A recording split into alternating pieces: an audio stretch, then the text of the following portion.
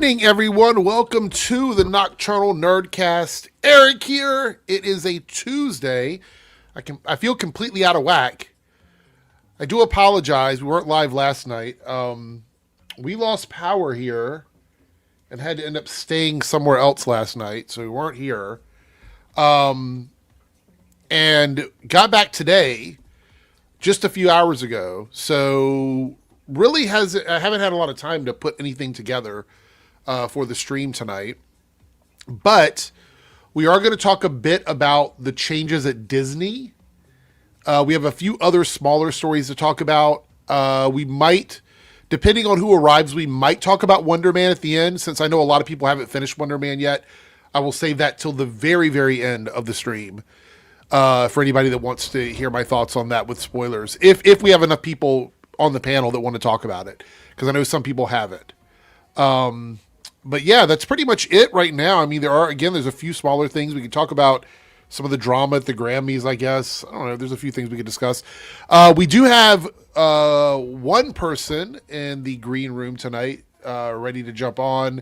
And it is Omega in the house. Hey, what's going on? This reminds me of the Weekly Geekly because it was like you and me and my brother when he could make it. Yeah. By the way, is he streaming anymore at all? I don't see him on. I remember he was saying he was going to a while back, but that's been a while since he said that. So I have no clue what he's doing. You know what? I'm sitting here. I'm always fighting with these headphones. This is the crazy thing.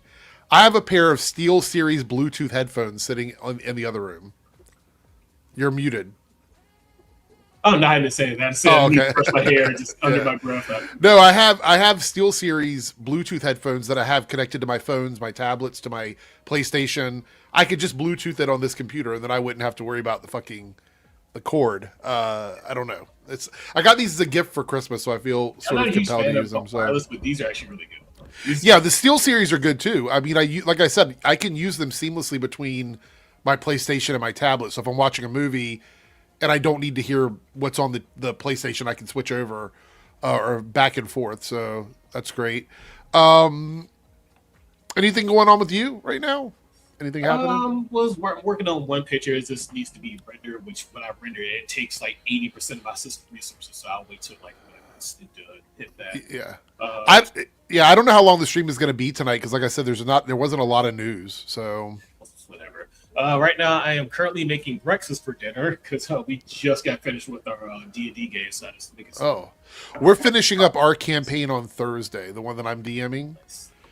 I know they're not watching, but my entire campaign is based on Final Fantasy XIV. So I've just been taking stories from the game and turning them into D&D stories. They actually have a system for 14. Yeah. Like a TTRPG system. I don't know if it's any good. Yeah. So the first thing we've been doing is the Pharaoh Sirius Lighthouse. Oh, that's the first story we're doing, so that's been a lot of fun. I've been trying to wrangle some people to play this with me. Yeah. Fantasy Star nerd. Yeah. There's also a bunch of like Marvel and DC games that play in the style of D&D. So it's a different system. I think it's like Heroes and Masterminds or Mutants and Masterminds, something like that. It's actually a really good system where you basically just play superheroes. Yeah. It's a lot of fun. Shout out to some people in the chat. We got some channel members here. Let's give them a shout out first as I'm scrolling through. At least I thought I saw more. It's like silhouetted animators here. You do have a super chat. We're going to look at those in a second. We got Anthony in the building. Good to see you, Anthony. Good to see you guys. Somebody said something about Pixar. What is this Pixar news here? Hold on. What was it? Is it Pixar's anniversary or something?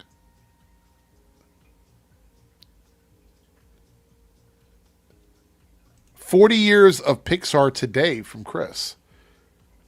That's pretty crazy. We do have a Pixar topic as one of our super chat bonuses that we haven't done yet. 40 years of Pixar. Yeah. I was about to say, I just warned because we were talking about this on Lance's stream. I think there was another Pixar movie coming out. Yeah, there's one. Yeah, I think it's I can't remember the name of it now. There's one coming out. What's up, Jose? Another channel member. Thank you so much for being here. We just had Big Woke Joe pop in the back. Hey. Hey, I thought you were saying hi to me when you said Jose. Oh, Because I had a coworker who used to call me Jose Loco. oh, really? Yeah. Okay, no. What's up, Lone Wolf? Good to see you. Hoppy. What is it? Hoppers? The Pixar movies at Hoppers? Yeah. Hoppers. That's it. Yeah. The one they say it's basically Pixar Avatar or whatever because of it, Really? like jumping into people's bodies or animals' bodies. That movie looks really, really good, but I'm sick of the trailer. Like, I've been seeing the same trailer since summer, and I'm just tired of seeing that trailer now. Yeah, that makes sense.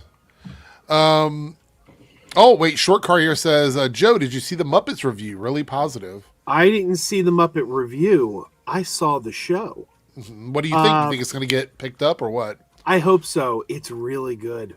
It's really good. They premiered it today. I enjoyed it, but I'm going to refer to you because you're the Muppets person. So Did you watch the D23 broadcast? No, Because it officially comes out tomorrow. right. Oh, But- then what I saw was not the full thing then. Oh, okay. Yeah. They premiered it today on D23. That's what I saw then. That must have been what it was I was looking at then. Okay, yeah, that's I watched that, and I was surprised at how short it was. I thought with a special it was going to be about an hour, but no, it's only a half hour. It's about the length of time of an episode of the Muppet Show, but it's really well done. Okay. Yeah, I tuned in. I don't know why it didn't occur to me that it was a D23 thing. So, all right. Well, here we go. All right. We got some super chats here. One from Silhouette Animator. It's a $5 super chat to get the ball rolling. It's only going to be 5 super chats tonight, guys, of any level, because I don't know how long the stream is going to go. There wasn't a ton of news today. So if we hit those 5, then we'll see the confetti fall. Did you see my DM about Harley Quinn not being renewed for season 6 yet? It's been a whole, been a whole what? Are you missing a word there? Wait, hold on. Did you mean like a year? It's been a whole year? Is that what you were trying to say? Let me scroll up and see. A whole year. Yeah. Okay, that was a typo. Gotcha. A whole year probably won't, like Young Justice, it'll go silent.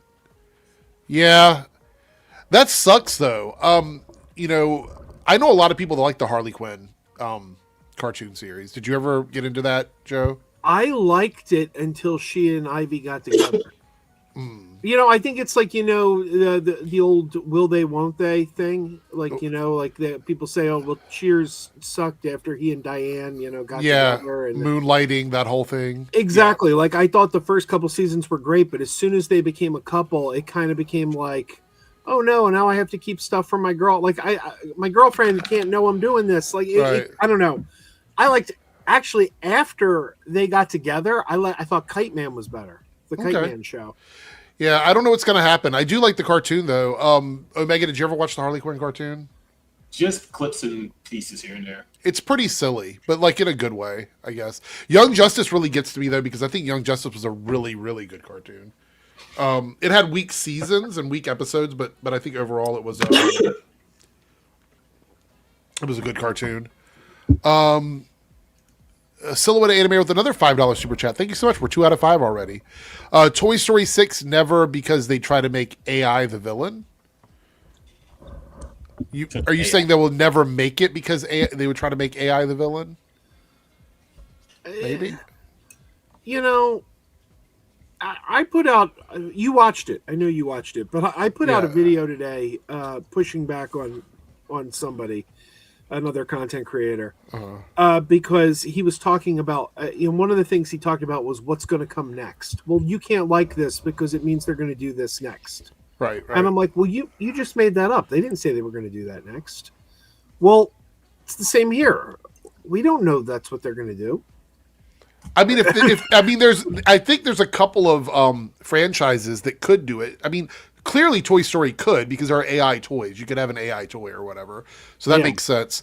Some of the other, like, you wouldn't see it in a universe where it's about animals or princesses or something like that. But I think Toys would be one, or Toy Story is one you could see it in. Is Cars still going on? Is that one they could do one in Cars, make AI car or something like that? There's what. And by the way, I know so many people who hate Cars because of the anamorphic vehicles. Like the cars talking, they say it just doesn't make sense. And I'm like, it's a cartoon, but they just don't like it. Well, yeah. It's funny because somebody in the chat actually just said, it was Short Car. Short Car said Ratatouille is the best Pixar movie. I think that's the worst Pixar movie for the same reason. I don't think it makes sense. I'm like I can accept certain things. Like I can accept talking animals that want to cook. Like that I'm okay with. But as soon as they start controlling people like puppets by pulling their hair, I'm like, that doesn't make any sense. Like there's no logic to that. Like the hair is not connected to anything it's going to make. Like I'm like, I can't wrap my head around that. I'm like, what? That doesn't make sense. That's what I'm talking about. Exactly. I'm standing on business with this one. Yeah, I know you say some people didn't like cars because they're anthropomorphic cars. They haven't. I don't know. Maybe you have been to parts of the internet that I have been in. And you know what? I felt like we might be going that direction. That's why I didn't want to say anything. I'm just gonna leave it there. There is some rule. What is it? Rule 42. Also, isn't the 34. assumption? I thought with 34. I thought we had agreed, like as a society, that the Cars movie were taking place post Skynet. Oh, okay. Well, I didn't know that, but that makes sense now. Lone Wolf here with a $10 super chat. Thank you, Lone Wolf. I don't know if you saw it posted on the Nerdcast page, but AI channel copying Heavy Spoilers channel. That's freaky. If more comes down the road, how much of an impact will it hurt YouTubers in the future? I did see this. Let me I'll pull it up. I think I actually had it open in another tab. Yeah, let's see. So we'll share this. This is one of the issues with AI that YouTube's going to have to really deal with, because what's going to happen is you're going to have content creators that are just not going to want to make content, and then the AI will have nothing to copy. Thank you for the super chat, Lone Wolf. So Heavy Spoilers is a channel that's pretty big on YouTube in terms of like putting out news type content, whether you like them or not. I don't watch all their content, but I'm aware of what they do. But here's one called Heavy Breakdowns. And Heavy Spoiler says, can I copy your homework? Sure, just change it up a bit, say no more. And these are the typical thumbnails you see from these types of channels. That part I don't think is an issue. A lot of people take thumbnail aesthetics and use them, and I don't think there's any problem with that. But here it goes that it's an AI slop channel, so I don't feel bad calling them out. The Velen wins is killing me as well. Yeah, they misspell it in the thumb. So even the thumbnail was probably done either quickly or by AI. It's all done AI because AI can't fucking read. Yeah. And then it's like here, when you click on the image, you have Heavy Spoilers, and then over here you have Heavy Breakdowns. Wow. Word for word, bar for bar. Yeah, I mean, it's pretty much a copy. I need to check. I want to check on it and just see. I'm just curious how bad the AI is in it. Let's see. Heavy Breakdowns. Let's see what they got here. Let's pick one video. Okay,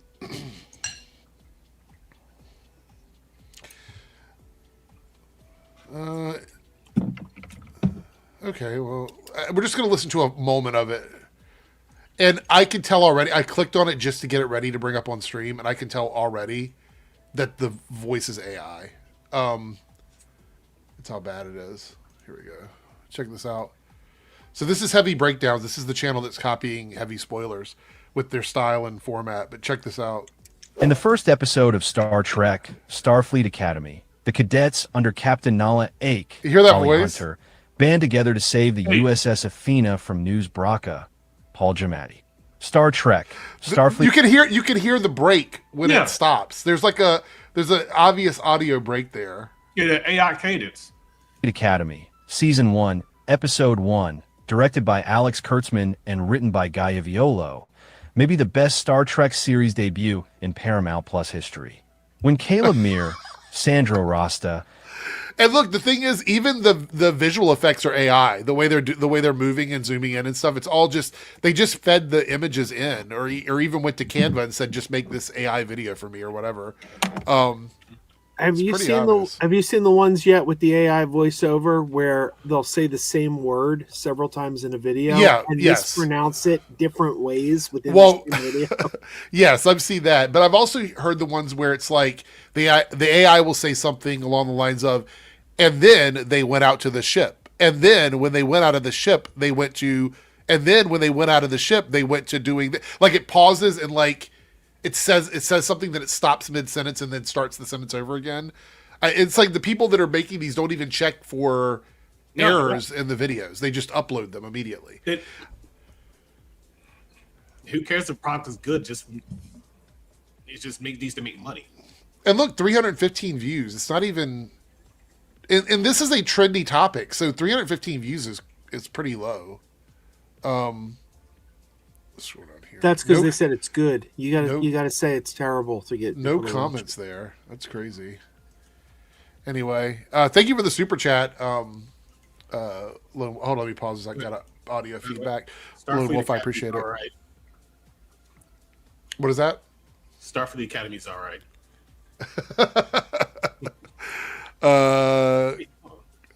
Cartoon 49 with a $2 super chat. Thank you so much. We're 1 out of 5 in the Debunks channel.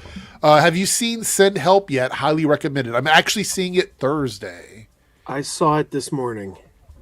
Did you? What did you think? I was extremely disappointed. I think I might call it Sam Raimi's worst movie. Really? It's really good to a point, and I don't want to give spoilers away, so I don't want to say what happens. But they make a disastrous wrong turn in the last third that kind of derails the entire film. I'm looking forward to seeing it, so I'll see if I can pick out what it is that you have an issue with. I've heard pretty good things from it. You're the first person that's told me that you didn't like it. So is it like number one in the nation right now? I think it is. Yeah. See, I was really enjoying it until they got to a plot point, and I'm like, what the hell did you do that for? And I think it was kind of unrecoverable after that moment. Okay, fair enough. I'm going to check it out on Thursday. I'll give my thoughts on the stream. All right. Silhouetted Animator with a $5 super chat. Thank you so much. I remember when this AI slop you had to dig for on YouTube, crap like fairies or real video evidence, and speak and spell Macintosh voice. Yeah, YouTube says they're cutting back on the AI music, but that's not the only problem. It's not just the AI music. It's pretty much all of these AI channels. I actually missed those conspiracy theory videos with the robot voice speaking. I actually missed those because they were so just insane. Yeah. It's like it's insane that I now long for those days.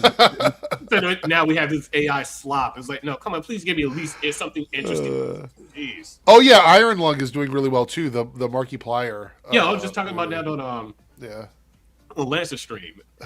Actually, because I was explaining how the game is, and like the game really interested me. So I was like, oh, the movie is about the game. Oh, okay. Yeah, I actually want to see it now.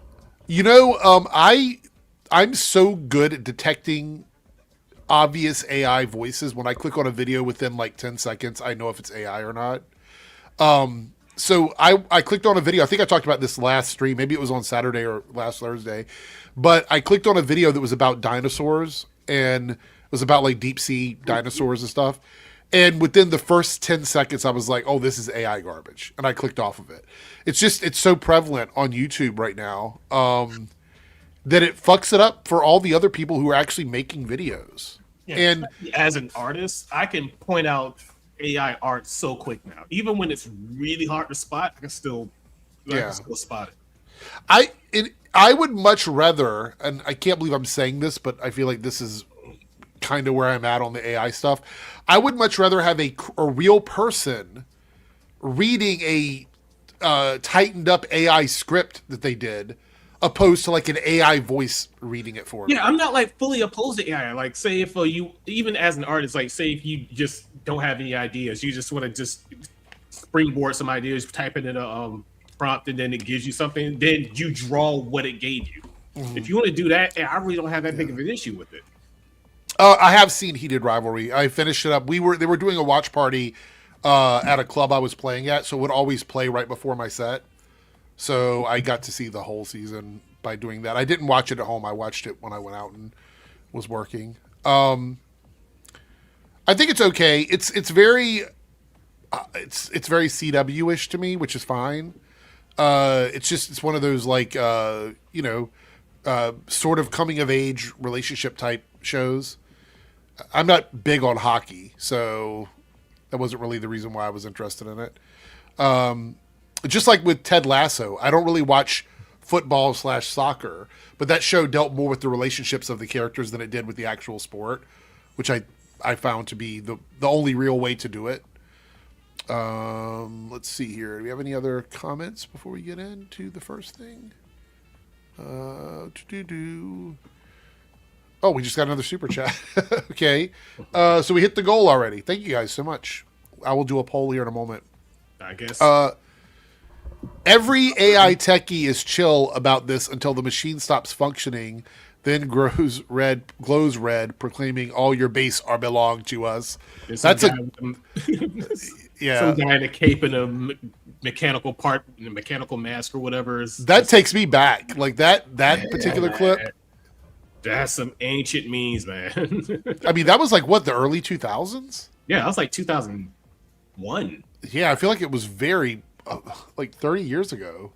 Actually, yeah, Zero Wing. Pretty decent game too. Yeah. Crazy. Thank you for the super chat, so I appreciate it. So I thought the first thing we could talk about is a leadership change over at Disney.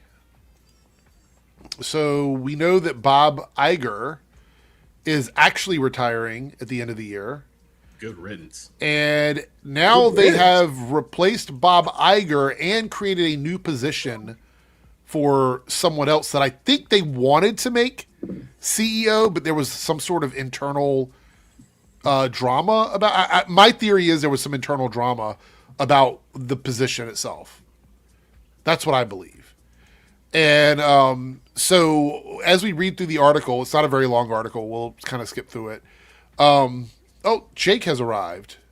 There he is. What's up? How are you, Jake? Doing good. About yourselves? Good. We're just about to read the first topic for tonight, which is the Disney change of leadership. Gotcha. Yeah, I came in sporting my Beast shirt tonight. So see, I'm wearing Wolverine tonight. So, nice. I got my pet monster. just representing over here. Yeah, and obviously you got on your Avengers shirt over there, Omega. Actually. Josh D'Amaro is Disney's next CEO, replacing Bob Iger, and Dana Walden named President and Chief Creative Officer of the company. This is the interesting part. So this is Dana's position, is essentially a created position that splits Bob Iger's role in half. Sort of like what we've been seeing with like Star Wars, with Lucasfilm, with the DCU, where you're putting one person in charge of like the business end of things and another person in charge of the creative aspects of it. And so with that, we end up in a situation where there are some changes to the way the company will function. Let's see. D'Amaro will take over the top job at Disney from current CEO Bob Iger, who cumulatively has served in the post for nearly 2 decades. The Disney board announced on Tuesday the selection of D'Amaro, currently chairman of Disney's Experiences, capping the media's giant extended and closely watched succession drama. The 10 board members, including Iger, unanimously approved D'Amaro's appointment as the CEO meeting on a Monday afternoon. Now, I did a little bit of digging over here on D'Amaro, and let's see here. So D'Amaro is a 28-year Disney veteran. He joined the company in 1998. He's held a variety of leadership positions, including president of Walt Disney World Resort, president of Disneyland Resort, and chairman of Disney Experiences. Now that's parks, cruises, vacationing properties, Disney Vacation Club, the Imagineering stuff, etc. So this guy is not a guy who deals in the film and TV and animation stuff. He's not even merchandising. He's just in charge of like the things you pay tickets to go to and the stuff you book as a family. As head of Disney Experiences, he oversaw major expansions like Star Wars Galaxy's Edge, Avengers Campus. He was part of the $60 billion investment in the parks division, the massive overhaul. He's also credited internally with a strong operational leadership and being a popular figure with employees and fans. And just to be certain, I double-checked if there was any controversy about Josh D'Amaro. And so far, there's been no major personal scandal or controversy tied directly to D'Amaro in the public record. He's known as a steady operator, Parks champion, not divisive at all. Criticism comes from investors, though, but it's about strategically fitting, because Wall Street observers and Disney fans question whether someone with a Parks background only is the right person to compete in creative content and streaming. This is where we come into the next person who is going to be involved with this. Let me click over to here. And in addition to D'Amaro, the other top candidate on Disney's board shortlist was Dana Walton, who is now co-chair of Disney Entertainment. Disney said Walton has been promoted to a new role, President and Chief Creative Officer, also effective March 18th. Walton will report directly to D'Amaro. So this is a direct line to the person that's controlling the company's pocketbook. Iger said in his statement, Josh D'Amaro is an exceptional leader and the right person to become our next CEO. He has an instinctive appreciation of the Disney brand, a deep understanding of what resonates with our audiences, paired with the rigor and attention to detail required to deliver some of the most ambitious projects. Regarding Walton's new appointment, Dana Walton is an excellent leader who commands tremendous respect from the creative community. Given that creativity is at the heart of everything Disney does, she is a wonderful choice to serve this new leadership role. In the years since Dana joined Disney, she's accumulated great knowledge about the many facets of our business and brands, and is very well prepared to be President and Chief Creative Officer. Now, before I let you guys give your comments on this, I just wanted to say that I went through and checked on Dana as well. Dana Walton is an American media executive with decades of experience in TV and streaming. Before Disney, she was the chair and co-CEO of Fox Television's Group, where she oversaw major hit shows in the studio. Walton joined Disney in 2019 through the acquisition of 21st Century Fox. She has since risen to co-chairman of Disney Entertainment, overseeing most of Disney's TV and streaming content. And her new role is going to be the president and chief creative officer of Walt Disney Company. She's going to oversee Disney's global businesses. Now, this includes film, TV, streaming, and any content that would go to those outlets. So this is Hulu, Disney Plus, ABC, FX, National Geographic. She reports directly to D'Amaro. And her track record is she's secured record Emmy nominations and awards, reflecting her output. Disney's broadcast and streaming networks have seen sustained ratings and financial growth. Her teams have been responsible for many of the biggest TV shows of the past, including Abbott Elementary, The Bear, Only Murders in the Building, and The Handmaid's Tale. She's had no major scandals, and she's got respect in Hollywood for creative leadership and business acumen. She even had Jimmy Kimmel talking highly about her when all the scandal was going on with him losing his spot through the whole problem with the Trump thing and Disney. However, even though there's no criticism or controversy around her, people are saying that she does have an ideological leaning.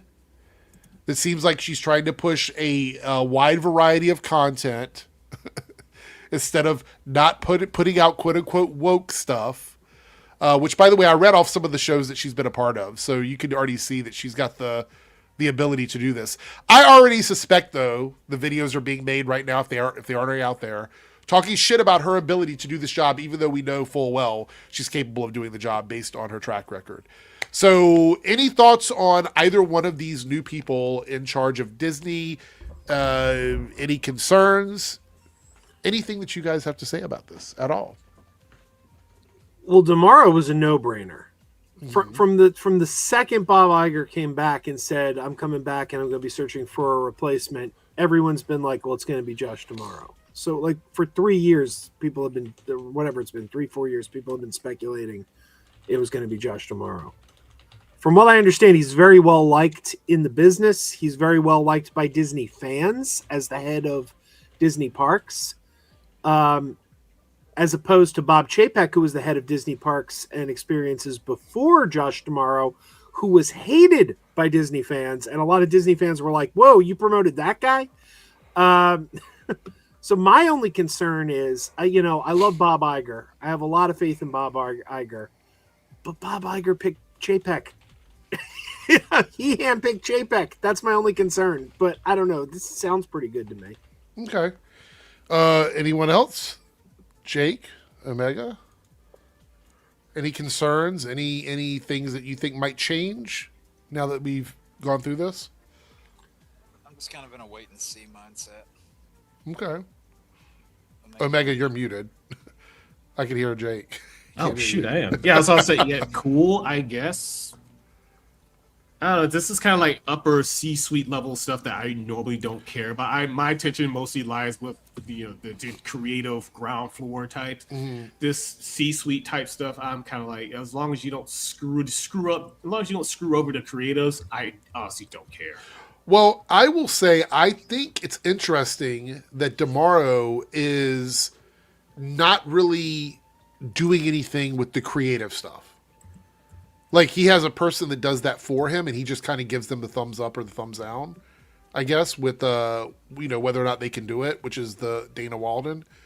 It tells me that it looks like moving forward, they're really going to push hard to getting people to the parks, getting people to the experiences, getting people on the cruise ships, because that's where the merch is and that's where the money is. I've already told you guys many times that these projects that they say are failures make so much money in merchandise that it doesn't matter if they only break even. That's not really the point. You know, all these movies, it's like, oh, they only made $500 million, but then they end up doing like $4 billion in merchandise sales. Merchandising. Well, people love to Mel jump Brooks on up. bandwagons. Yeah. But Yeah, Mel Brooks said it best. you got to keep in mind too, Iger wasn't a creative, True. but Iger, the reason Disney thrived under Iger was he had faith in the creatives. In fact, that's one of the things we saw that broke down when Chapek took over. Yes. Was Iger had given guys like Kevin Feige autonomy. He was like, you know what you're doing. Do your thing. You get it. You know what you're doing. Then Chapek came in and put in all this red tape. He put in you're going to report to this guy, and you're going to all this micromanaging. So you don't need someone who's a creative. You just need someone who knows how to manage creatives. Yeah. Chapek's biggest mistake was trying to rush out so much content in such a short amount of time, because it kept being content. No one had any room to breathe, and especially on the Marvel side, Feige couldn't oversee hardly anything at that time of how stretched thin he was, and Iger did not do that. True. All right, so I'm starting the poll now. Let me read off what the categories are, since we hit the goal already. Oh, nice. That was quick. Yeah, I mean, we hit it. I think we hit it before you even got here. Oh, nice. All right, so the goal, the choices are top 5 Star Wars hot takes. So any hot takes you might have about anything Star Wars. That'd be fun. Yeah. Top 5 shows that should be canceled. So That haven't been yet. right, things that are on that you're like it should have ended 7 years ago. I got issues with that idea though. Well, we don't have the power to cancel anything. It's not Well, like we can push I a know, button. but my whole thing is like, okay, let me give you a show. Like, for example, I think one of the worst sitcoms of all time, I hated the show, was The Big Bang Theory. Right. Like, I despised The Big Bang Theory. However, I would never want it canceled because I just don't have to tune in. Like, if it's bringing someone else joy. Yeah, but we're not talking seriously here. This isn't like saying legitimately can't. Like, for example, I love Supernatural. It went on for 15 seasons. It should have been canceled earlier. Oh, like, you know, I got it's more of like a playful thing. Like, literally, we don't have the power to cancel anything. So, but if you don't want to, but if we do the thing and you don't want to participate, you don't have to participate. I got an unpopular answer for that one. If we're talking shows that went on too long, okay, yeah, I can. Well, I mean, that could be your criteria. That would be my criteria. It would be shows that I think went on for too long. Yeah. This is for that. Oh, no, I know. I got one that'll piss people off. The next one is top 5 best fight scenes with 2 women. So, as in one woman versus another woman, or just badass girl fights. Yes, like the badass girl fights over the I'm years. sure there are. I've seen some. It's just off the top of my head. I can only think. This is one that we would have to research. You'd have to think about it. Mm-hmm. I want to give the ladies some love. Top 5 songs from scenes in media. So songs that make you think about certain scenes that you've watched in movies. Yeah, and I got TV some shows. I got some answers for that too. Right now, the one that is winning by an overwhelming amount is top 5 Star Wars hot takes. Yeah, just so I you voted guys for know. that one. So, I kind of want to vote for top 5 songs now. so, well, we still got time, but I actually think Star Wars hot takes might be the winner. But Oh, Omega, just log into another account and vote. how many Google accounts do you have? Yeah, so One. right, sure. But yeah, I mean, I feel like when we're talking about Disney, well, let's talk about the trend of like splitting up positions, because I think that's really interesting that a lot of companies now are deciding that we want somebody that we know can run the business side, but we also want somebody that can run the creative side. And we can separate those two roles so that these people work hand in hand in these positions. We're seeing it now with Disney. It's happened with Lucasfilm. It's happening over the DCU.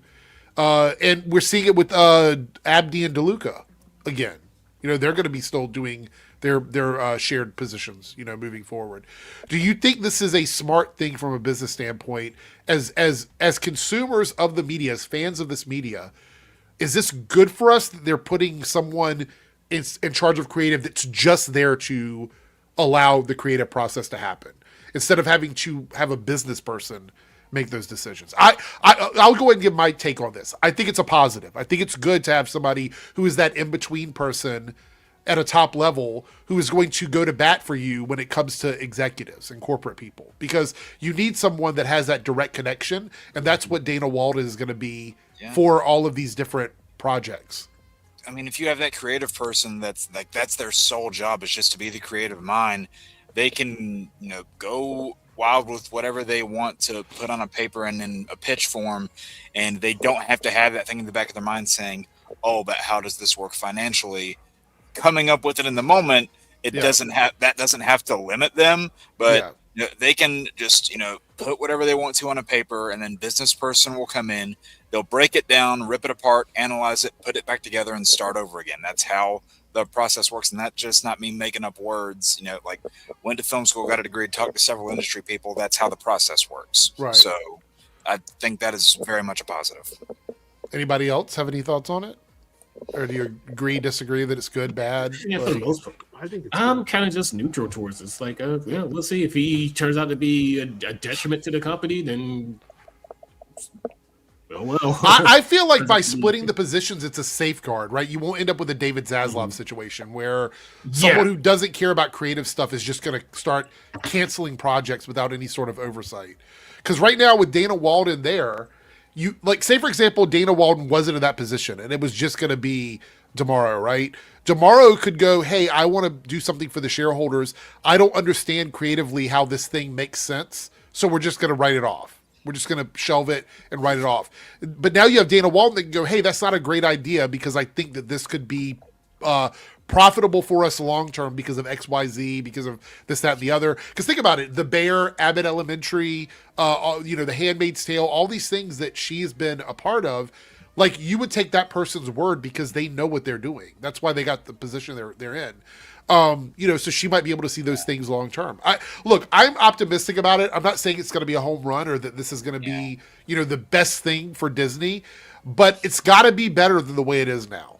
And let me clarify, when I say that that's a positive, I don't necessarily mean that like I'm super 100% on board with those specific individuals being in those positions, but just having someone to focus primarily on creative and someone else primarily on business is a healthy way to do it. Because it could be whatever person, but at the end of the day, just have a plan in mind.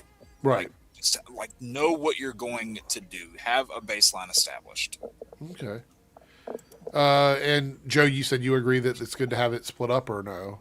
Oh yeah, it's not a bad idea. Okay. Yeah, because as soon as you said not have a David Zaslav type situation, I was like, oh yeah, that makes so much sense because you don't need one person vetoing everything. It's like you're throwing out the baby with the bathwater. If they're not good ideas with love with bad, it's like, come on. Bro. Yep. Even with Zaslav, it's the same thing though, because he's not the guy making the movies. He's the guy making the decisions. But again, I think his problem is that like he's got the two best in the business with Abdi and DeLuca. Look at their track record this year. Yeah. So they're the ones that are greenlighting the movies, and they happen to be just doing a killer job of it right now. But the problem with a guy like Zaslav is he doesn't value the art at all. No, he just wants to make money. Who cares if it's good? Right. Like I As long as it think makes money. like you take a look at, I mean, they all want to make money, but you take a look at a guy like Iger. I think he values the art. He's not the artist, but I think he values it. Zaslav didn't. I actually think Zaslav's issue is he's not working with the people that he's assigned in their positions. He's like, hey, I want you to do this thing, but then he doesn't listen to them at all. Yeah, being up here doesn't mean you're actually involved in the workings of the people that are below you. Right. Yeah. Tony says, Jake, can I have the Green Goblin mask? Yeah, no, I just saw that back there. No. No, I was just saying, Appreciate you asking, though. I was just scrolling through Twitter here. I know. But I just saw here that basically he'll say that AI would not replace human creativity while he's at Disney. I'm like, you know what? Good. Yeah. Yeah. I mean, obviously there's going to be concerns. We have the AI stuff going on. We don't know what that's going to look like down the road. I will say that I have not seen anything compelling from AI that makes me think it can replace entire films right now. I know there's some people doing these shorts and stuff. I don't see the consistency with AI, the fidelity with AI. Will it get better over time? Maybe. I don't know. But it can replace things like music and writing right now. That is something they have to worry about. And you have that stupid AI actress, Tilly Norwood, or whatever the fuck her name is. They're still trying to push that. So, well, what is that all about? Like, I've seen that, but they're calling her an AI actress. She hasn't acted in anything. She was in like a really bad YouTube video we watched where it's like they're interviewing her. I saw that. But that's it. That's the only thing that we've seen her in. Right. Yeah. So I'm like, they keep calling her an AI actress, but she's not. She hasn't. Yeah. I don't get it. Yeah, I don't get it either. All right, we got a super chat from Silhouette Animator, $10 super chat. Thank you so much. Hot take. Okay, get ready. Number one show that should be canceled, Smiling Friends. Every time I see a fabricated meme, aka clip from that show, I cry knowing most of the people think the show is funny and brilliant. I haven't watched enough of that. Is anybody familiar with the series Smiling Friends? I know of it. I've seen like maybe a few clips and memes based off it. That's about it. I never heard of it. I never even heard of it. The only reason I know about it, Silhouette Animator, is because of the memes and the clips of the show. I don't think I've ever sought out the entire series. So sounds like you've been spared. Yeah, I feel like maybe I've been lucky because of that. When you talk about shows that should go away, we try to talk about shows that should be revived. I think there's a possibility that there's a path where we could do shows that deserve better spinoffs or... Ooh, that's a good category. Oh my God, I just thought of one. That one, and maybe a better way to phrase the thing where you like shows that deserve to be canceled. Maybe a way to go around that is shows that should have ended sooner. Yeah, we could do that. And maybe we have an ideal point. Because I do think there's shows that go on for too long that probably could have wrapped up their story a lot sooner, and it would have been better for the show. Flash. So, well, I will leave that criteria up to everyone in their list. Like, if that's the thing that wins, then people can determine how they want to interpret the category. That way, it doesn't feel like people are being pigeonholed into like doing something. Thank you for your super chat, Silhouette Animator. Let's see here. What else did I have down here? I had something else. Does anybody know if Darren's coming in tonight or no? I don't believe so. He was doing last stream, but actually, was he? No, he wasn't. Yeah, he was in the comments. I don't know. I know he was working today, and he might be zoned out, but I can check. Oh no, I mean, if I just wanted to make sure he was okay. I hadn't heard anything from him, so. Let's see. By the way, I think it's funny that Twitter's not been working right all day. It doesn't work fine for me, has it? Unfortunately. I haven't been. No, I mean, like, there's been an issue with it. I've noticed in browser that it's not. Like right now, I'm trying to load it up just to see what I had bookmarked. Yeah, actually, a couple of days ago, it has been screwing up for me quite a bit. But I mean, I only use Twitter for porn, honestly, most of these days. That's all it's good for. Just art here and there, and then the occasional just straight up hardcore stuff. This is what I was trying to share. Somebody sent this over. Dude, this you'd is be surprised how much you can find on Twitter. This is Josh talking about AI. I thought this might be interesting.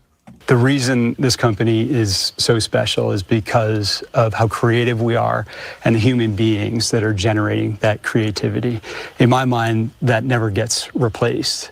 And in fact, this isn't even theory anymore. This is real. Like AI, to Bob's point, is here, and it's something that we're embracing, and you're seeing it supercharge these creatives in amazing ways. And they've embraced artificial intelligence. If you were to walk over to their studios today and see them using AI, harnessing 70 years of history. This is when the Walt Disney Company thrives, when technology intersects with brilliant people and creativity, and we're in that moment right now. The reason this company is... Thoughts on that? Because that seems like that isn't a fundamental no, we're not going to do it, but it's also not a yes, we're firing people. Because he says that he still believes in the creativity of human beings. But then he talks about using AI. That sounds like let's avoid giving a straight answer. Yeah, and I just read off that tweet, and then I hear this. I'm like, they press. If they use it for like automation or like just streamlining some stuff, okay, sure. If they let me like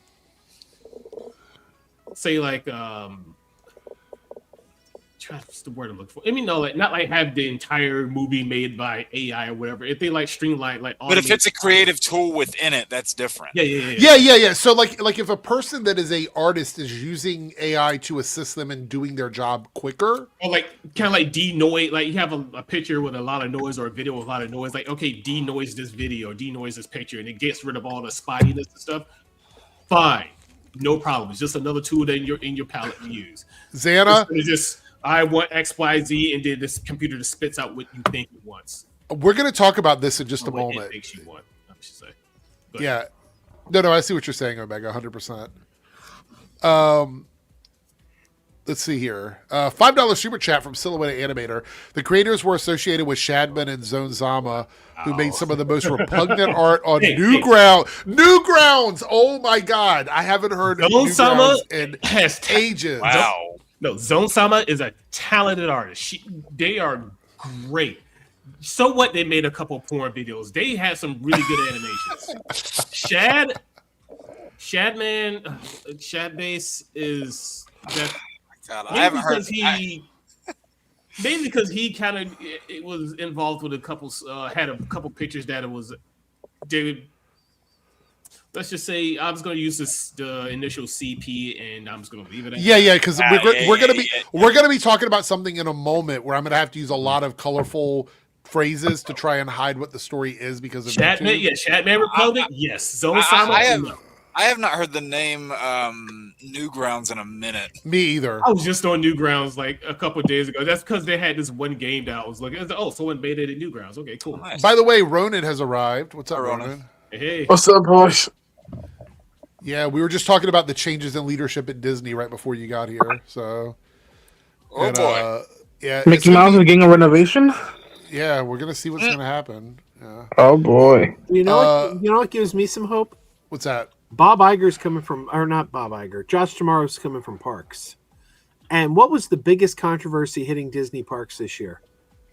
Prices. The closure of Muppet Vision 3D. So Josh Tomorrow knows firsthand people love and want the Muppets.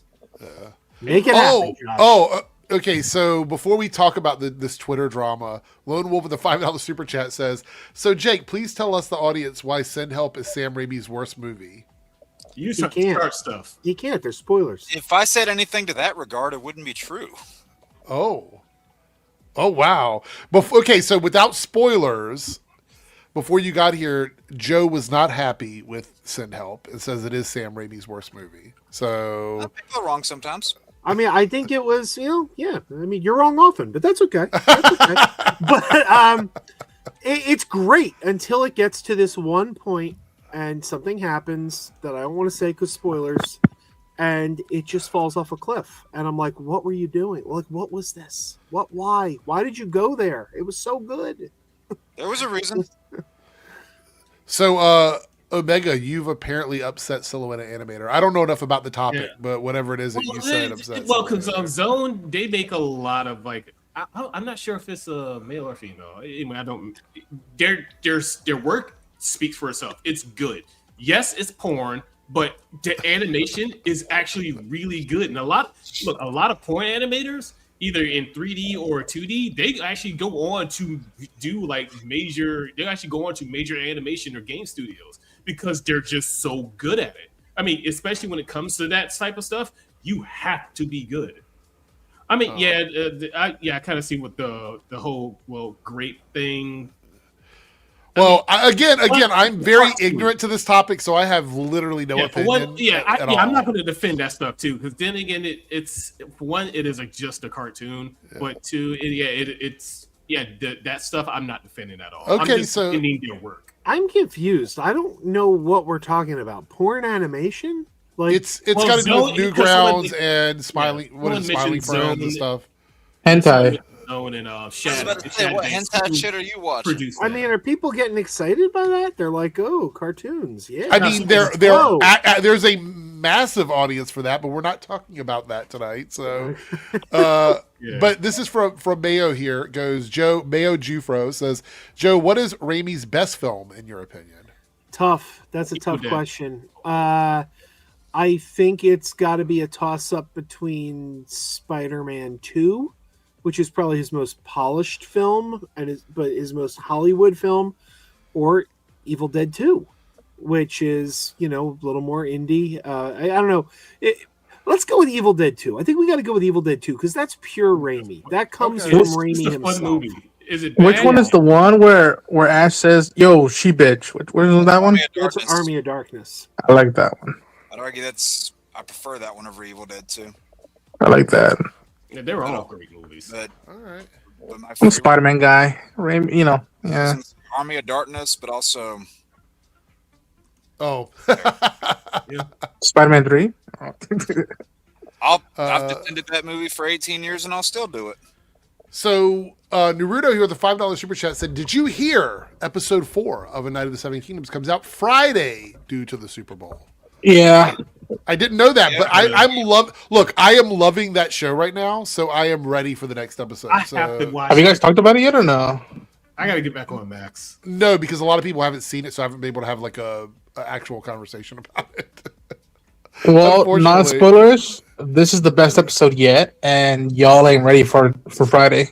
Okay, I don't want to say what it was, but the reveal at the end of episode 3 was so good. Yeah, I still want to put this out there. I think this is my favorite song of Ice and Fire show. Like, I think it's my favorite one. So yep. It was one instance that, like, when we recorded it, I was like, this was an instance. I'm so glad I didn't do any investigative work towards the IP, towards the lore, and anything related to these characters. All I knew was just like they're well beloved. I'm like, okay, good enough. And then something happens, and the editing process of what was happening towards the end, and like the music choice was so good. I literally, someone in another like group Discord, they were like, "Ronan, like, well done on standing up and applauding." I'm like, "Hey man, like the director and the writers have been kicking ass with this show." And so yeah, you guys are gonna, if you guys love this episode, you guys are gonna freak out for Friday. So I want to point out the big reveal that happens at the end of episode 3 wasn't something that we didn't see coming. It's just the way it was done in the episode was really good. Like, I knew something was going to happen and that we were going to get something out of that, but the way it happened was why I thought it was really good. So, oh yeah, there's clues all over it. Like, and like rewatching it, you could tell the setup. And the first time I had any inkling of it was when they meet a lady on the street, and I was like, wait a minute, what? And then the episode plays on, and what happens, and I was cheering, I was hollering, and then I went, oh fuck. Yeah, it was awesome. And yeah, I mean, again, without spoilers, like, it's very faithful to what happens in the book. Oh yeah. Yeah, you guys gotta get on that. It's I've so read damn the good. first story. I haven't read past that yet. Yeah. Winds of Winter Wind. Damn it. When we go to Mars. All right. We got another super chat here from Silhouette Animator. $5 super chat. I still think Jack Bannon, Pennyworth's actor, would have been a great Paul McCartney of the Beatles. Looks just like him in the face. Yeah, I saw the actors associated with that Beatles project. Is that going to be is it individual movies for each member of the Beatles? Yes. I don't know. Is it? Wow. I'm pretty sure. Yes. Wow. I gotta ask Silhouette Animator. Is that a walk hard the Dewey Cox story joke you just made there? I think he made a walk hard joke there. Oh, the which part of it? Did you ever see Walk Hard? I don't remember it. No. I have seen it. I don't remember it. The Beatles keep referring to each other as of the Beatles. They'll be like, well, Paul McCartney of the Beatles. Yes, Okay, gotcha. Yeah. Of the Beatles. Yeah, that's funny. I do remember that now. Yeah, I think it's going to be 4 different movies telling the story from each perspective of the members of the Beatles. So I don't know how that's going to work, how they're going to release them. So It's fascinating because of the photos, only one of those, like the projects, I guess the Paul McCartney one, it looks like it's taking place at the apex, like at the beginning of when they start blowing up, and then the other 3 photos look like when they were in their heydays, about to like separate and stuff. It's fascinating. I agree, Serenity. 4 movies, 1 a year. 4 movies is fine. 1 a year is crazy. Just do 2 a year, 5 months apart. I agree. I think 4 movies over 4 years, based on the same exact story, is going to see diminishing returns. It's the Beatles cinematic universe. I mean, how are they? I love the Beatles. The only way it will work is if they put like John Lennon as the last one. That will probably be the most popular one. I think it needs to end with him. Yeah. That's the one that makes the most sense. Is there going to be a Pete Best movie? I don't know. Would it be a Yoko movie? Yeah, do a Yoko movie as well. Yeah, They better put the scene out where like John's playing with Chuck Berry and she just starts yelling and Chuck Berry's face is like, what the fuck? Could you imagine if they just released all 4 at the same time? That would be fucking crazy. Lord of the Rings, hold my beer. And you could watch them in any order. That would be crazy. That would be. Lone Wolf, we'll do. It'd be a challenge to structure them in a way that you could watch them in any order. Everybody look at Lone Wolf Super. Fan. Look at Lone Wolf Super Chat. Think about that. We'll answer that in a moment because I know everybody's going to have to come up with their own list. But look at that Super Chat. Think about it for a moment while we talk about the next topic here. Who's? Lone Wolf, right here. This one, $2 Super Chat. Oh. Who is your Mount Rushmore for villains? Okay. Yeah, just think about that Also, for a moment. We won't spend a lot of time on it, but we'll just go through and let everybody say what theirs is. Okay. Just out of curiosity, did anybody see the Get Back documentary? Not yet, no. It's so fucking good. I intend to. It's so good.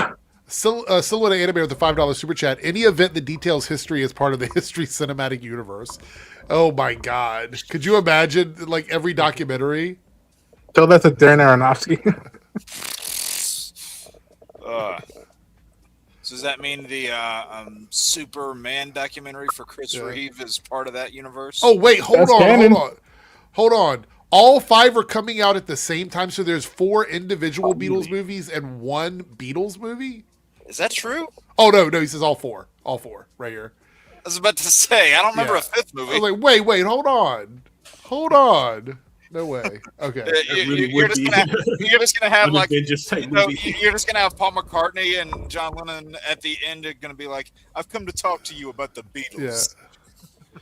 Xana, I have not seen the finale of Fallout yet, but I will be watching it soon. I'm gonna watch that. So fucking good. Yeah, I didn't have time. Like I said, we were out of the house. I know a lot of the people on the panel weren't here earlier when I talked about it, but we lost power for like 30 hours, so we had to leave and then come back. So yeah.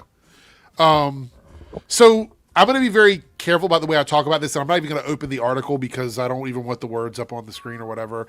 But Elon Musk office has been raided, and he's been called in for questioning for multiple crimes, including distribution of CSAM. We're going to say CSAM because that's maybe scroll down so the words aren't. Yeah. I'm not going to leave it up there for very long. This has to do with the fact that you know what? Let's just close the window. because it's going to be yeah. there. So okay, so essentially, what's going on is they tried to remove the feature that allowed people to take clothing off of people. Like for example, someone could upload your photo from your page and say, "Take their clothes off." Bikini. Right, and it would do it. That's what would happen. So they tried to hide it behind a paywall so that you could only do that behind a paywall, which is still fucking creepy. Why are people able to pay like $8 a month to make people naked? It's weird. Just go to DeviantArt for that stuff. But essentially they tried to hide the fact that it was happening, and I think it was like yesterday or the day before, someone did it again with like an 11-year-old girl and then shared it all over Twitter. And it's like, you might be asking yourselves, how did they not foresee that problem? Well, they probably did. Yeah. So DeviantArt is for inflation and feet. True. Not wrong. Wait. Inflation and feet, or inflation of feet? I'm kidding. Both. Not kidding. I mean, as someone who posted on DeviantArt for 20 years, both. Right. So Serenity, you're right. Like, these are not really the person with their clothing off. That's true, right? But I think the fact that someone could do that to someone and make it look real is enough to be unsettling. Oh yeah, imagine all the, like, especially. Yeah, and Serenity says one thing don't need to be invented. This is one of them. I agree. I think it's, but this is where we have. This was inevitable. No, it is 100%, because people immediately are like, "What can I do with AI that feeds into my fetishes, whatever my fetishes might be?" That's just the way it works. That real life isn't able to accomplish. The reason why it's such a big deal on Twitter is because Twitter's new terms of service allowed people to AI edit any photo that someone uploaded. You went in the corner and you could AI anyone's photo, which is why I stopped uploading anything to Twitter ages ago of myself. All this because some incels couldn't get laid. Yeah. So the issue, Serenity, I know what you're saying. Yeah, I was pointing that out for anybody that, in the chat that might not understand. I get it. The issue is that some of this stuff is illegal in other countries, like France. Australia. Australia. The UK even has laws against this. You can even cite it as revenge pornography in some places, depending on where you are. I remember there's this one place I used to post some of my pictures a long time ago, just back in like 2006 or so. They even started to crack down on a lot of like child-like, or like not necessarily child images, but renders of characters that look way too young for what they're supposed to be. Then it's like, they started cracking down on that. And it upset some people, and you know what? F them. Yeah, anybody who gets upset like by that sort of thing, especially what is being said in the chat, people doing that shit in public, fucking disgraceful. Mm-hmm. Yeah, some people would make the argument like, what if she's just a small petite woman? There's a difference between a mature petite woman and a child. And I also think, and if you can't see the difference, you're the fucking problem. I also think outside of that, what if, for example, you are someone that works for a school, or you work in an industry where you're around kids, someone takes you as a woman, you're an adult woman, tells the AI to take your clothes off, and then tags you in it on like Instagram or Twitter, or gets through on Facebook with a couple of black bars on it. If it's AI and it looks real enough, you might lose your job because of that. It's very possible you could lose your job. Yep. It might even get you in legal trouble. Yeah. Fucking wild. I was gonna say losing your job would be the least of your worries. So, I mean, it's just one of those things that's really bad. So the only reason I even brought it up is because of the fact that, like I said, I was looking at Twitter and it was having a hard time loading, and a couple people made comments about it. And I was like, you know what? I want to dive into it and just see what's going on. And this seems to be it. So anyway, we won't be talking about that much more unless something happens with Elon, which, by the way, there's a lot of things that Elon should get in trouble for. So this is just one of the many things. Oh no, not the Iron Man 2 actor. Kidding. Yeah. All right. So we're going to do, after this next short topic, we will do the super chat that was given by Lone Wolf. So think of your Mount Rushmore of villains. I guess villains means any villains from media. So You have to have all different ones. So you could if you want. Okay. Yeah. All right. So this is Aaron Sparrow here, who shared this picture of Elliot Page, DC fandom. And let me show you what the picture says, right? So here is the picture,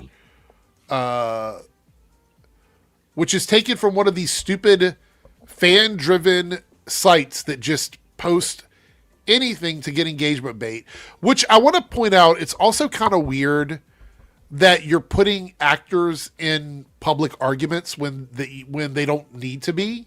But it says DC fandom has spoken. Elliot Page is the perfect Robin for James Gunn's DCU. Now, this is just a random piece of art that was made, that was posted on Instagram by one of these stupid fan accounts. And Aaron Sparrow here goes in and says, DC fandom, LOL. 12 weirdos who couldn't make Hunter Schafer Zelda do not a fandom represent. So here we have Hunter Schafer catching strays again, right? And Elliot Page also being argued in this situation. I rarely see these kinds of arguments unless it's a trans person, a gay person, or a black person. That's the only time I see these guys complaining about this. And here we have now that Hunter Schafer has been dragged through the mud, still, even in this tweet, dragged through the mud for a fan casting. We have Elliot Page once again being injected into an argument with fans that has nothing to do with him. So now Elliot Page has to deal with more harassment because of people like this. This is why I get so nervous about doing fan castings, is because this kind of stuff happens. I was just looking at this thing going like, oh, this actually doesn't look half bad. No, it doesn't. But the thing is, since Hunter is trans and Elliot is trans, that's the connection that this person, Aaron Sparrow, makes. They just want to. They talk about other people stirring up the pot. Here they go. It's like, even if they were casted as these characters, who cares? It's acting.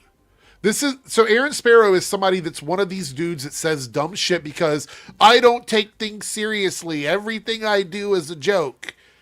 But it's all like you're contributing to the toxicity.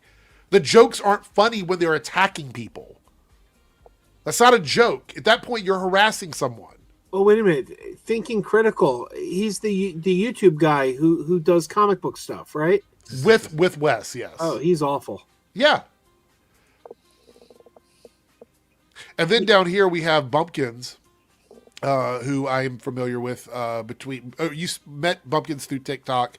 Now Bumpkins has a YouTube channel. This is from an account on Instagram and Facebook called Let's Talk Movies, who does nothing but lies about movies alongside AI slop images.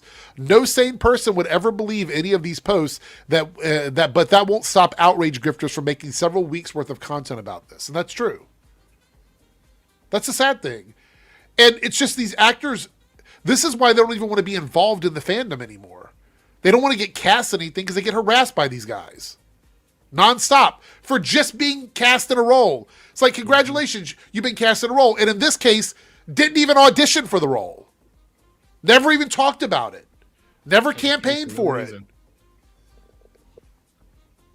But if it were some just random run-of-the-mill white guy, you wouldn't see all these outrage posts about it. It's pretty crazy. You know who else I've been seeing take a lot of abuse online for though I don't think this is a fan casting. I think she said she actually wants the role. People have been downright savage to Cynthia Erivo because she said she wanted to play Storm. Right, a black woman from the comics. Yeah, and it's like I think maybe she's a little old for the role. Yeah, but still, it's like you can't argue that you can't argue that there's no fidelity. She's a black woman, and the character from the comics is a black woman. So like, and if she's a fan, why not? Like, I remember, I would never forget the first time I heard that Rosario Dawson was a Ahsoka fan. Yeah, and she wanted to play Ahsoka in live action. I was just like, get him, go get him, yeah. Yeah. Look, what if I was like, oh, I want to play Batman? Does that mean we need 10 million posts about me not being right for Batman? No. But if I were somebody that was a different color or a different gender or something along those lines, then there would be a million posts about it. Batman isn't black. He's not. Can you imagine a black guy with money? You know what I mean? Like that's the kind of shit you would hear from these guys. That's why I never tell you guys. I always sometimes not always. Sometimes I got worried when I would like mention like who would you want to be, and I'd be like Kyle Rayner, Green Lantern, Right. and people would be like, wait a minute, we haven't even gone fucking Jon Stewart and Hal Jordan. What the fuck? And it's just like I know. Eventually, when you remember there's more than one Green Lantern, and you want to get to, in my argument, the best one because he's a cool, unique character in terms of graphic designer and not just a military guy. And Holler at me. You weren't saying to have those two shafted either. So. Yeah. Chris, I could say all the stuff they say because it's so simple. Being racist and sexist and misogynistic and homophobic is really easy. That's why their content is so lazy. All right. With that being said, they often bury themselves. Yeah, they go for the low-hanging fruit. All right, so Lone Wolf give us a $2 super chat. He wants to know our Mount Rushmore for villains. Does anybody want to go first? I'll go. Me. Okay, well, you guys decide. Ronan, you can go ahead. All right. Darth Vader. Damn it! Okay. Well, Mount Rushmore, that means there's 4. You have to do 4. Oh, I thought we were going to round table. Okay. Just go for it. I go Darth Vader, Batman the Animated Series Joker. Uh-huh. I would go Matt Mikkelsen's Lashif from Casino Royale. Ooh. And I would go oh man, this is tough. What's the last one? Oh man. I would go oh fuck. I'm blanking on his name. God damn it. Whose name? Omega. Spike Spiegel's arch enemy. Oh my gosh, I'm blanking on it. I can't believe it. I'm ashamed. Vicious. There we go. Yeah. Okay. I'll go second because it doesn't matter if you have the same one as anybody else. There's no rules on this. No, I thought we were like had to pick all different ones. No, you can pick whoever you want. Doesn't matter if they're all different. Mine would be I'm gonna go very basic. It's basic white boy here. We're gonna go with Joker, Thanos, Lex Luthor, and Magneto. Those are my 4. So Okay. Ronan, I like how you were doing specific versions of them. yeah, mine are real basic. So what are you doing? Wait, Omega, did you want to go next or? Sure. Let's see. Apocalypse, X-Men. Uh-huh. Either the cartoon or the comics. Not the movie. Oh God, no, not the movie. Dusla Doom from Conan. All right. Pinhead from Hellraiser. Ooh. And Fade Rotha Harkonnen from Dune. Okay. The recent Dune movies. All Dune right. he was only on screen for like 9 minutes, but dear God. That hard code is so fucking good though. Yeah. Hey, Batista, right? Yeah. No, Butler, Austin Butler. Oh, Austin, right? Yeah, Fade Rotha, not Brabant. Right. I like both of them. Yeah, they're both great, but not Fade Rotha. Austin Butler, the guy that was in Arrow for like 5 episodes. All right, Jake, what are yours? Okay, so some of this is gonna make sense. I'm gonna go Magneto. Also, really just all the versions kind of lumped into one. This next one I'm gonna go specific. I'm gonna go Willem Dafoe's Green Goblin. Okay. Then I am also gonna throw Vader in mine, and as kind of an out there pull, I'm gonna say Callisto from Xena. Wow. Ooh, Okay. That's a pull. Yeah. And Joe, I left you for last because I feel like you're going to have a completely different list from the rest of us, so that's why I wanted you to go last. I mean, I don't know completely different. There's 2 that I think are just no brainers, Okay. and that's Vader and Darth Vader and the Joker. Like I Okay. think they belong on any Mount Rushmore of villains. I've been struggling with one. Like for me, there's 3 that are just set in stone. Okay. Ironically, Mount Rushmore, you will be set in stone. Vader, Joker, and Freddy Krueger are my top 3. For my 4th, I'm trying to decide between Khan, Noonien Singh and Q. Okay. Ooh, Q. All right. I might lean towards Q. I'm Okay. looking towards Q. John So, DeLacy again. so there's two. There's two for Q, one for Con.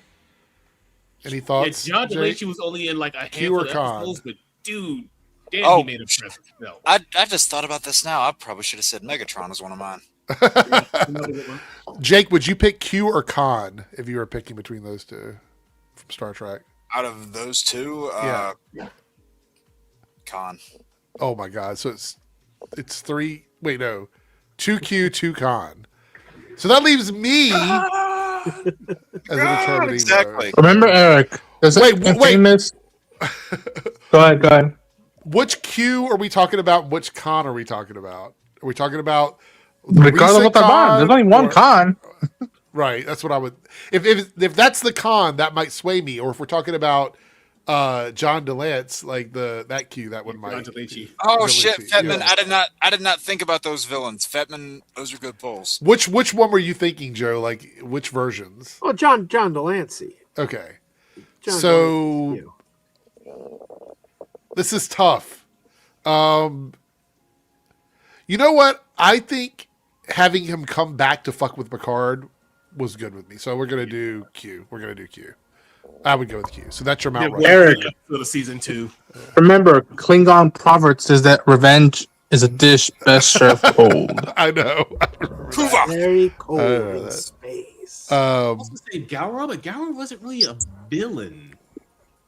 Gowron wasn't a villain at first, but he became a villain.